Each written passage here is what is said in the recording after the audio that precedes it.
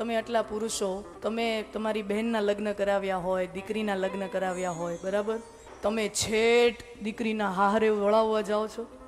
તમે પણ કેટલી બહેન, તમારી પોતાની બહેન દીકરી આના લગ્ન કરાવો, તમે છેટ સુધી મૂકવા જાઓ ગાડી હલાવીને. આપણે આપણા ઉંબરા સુધી અને ગાડીમાં બેસાડીને સુંદર મજાની જે વિદાય આપી દઈએ. જો સંસારનો સામાન્ય સાધારણ પુરુષ પણ છેટ સાસરા સુધી વળાવવા ન જાય તો અહીંયા ધ્યાન આપજો, કંસ સમાજનો સાધારણ પુરુષ નથી, કંસ રાજા છે. રાજા છે અને છતાંય ડ્રાઈવર બનીને, સારથી બનીને પોતાની બહેનને સાસરે વળાવવા જાય છે.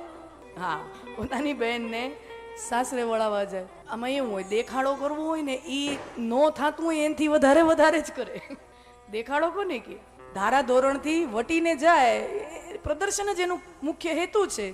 પણ ભગવાનને પ્રેમમાં દેખાડો ગમતો નથી. અને જેવી આકાશવાણી થઈ, કંસનો પ્રેમ ભસ્મીભૂત થઈ ગયો. જેને સારથી બનીને, રાજા હોવા છતાં સારથી બનીને મૂકવા જતો હતો, એ જ આકાશવાણી સાંભળતા એ જ કંસ રથમાંથી ઉતરી, મ્યાનમાંથી તલવાર કાઢી, દેવકીનો ચોટલો ઝાલી અને રથમાંથી ઉતારી અને એને મારવા જાય છે. આ કથા આપણે જોઈ.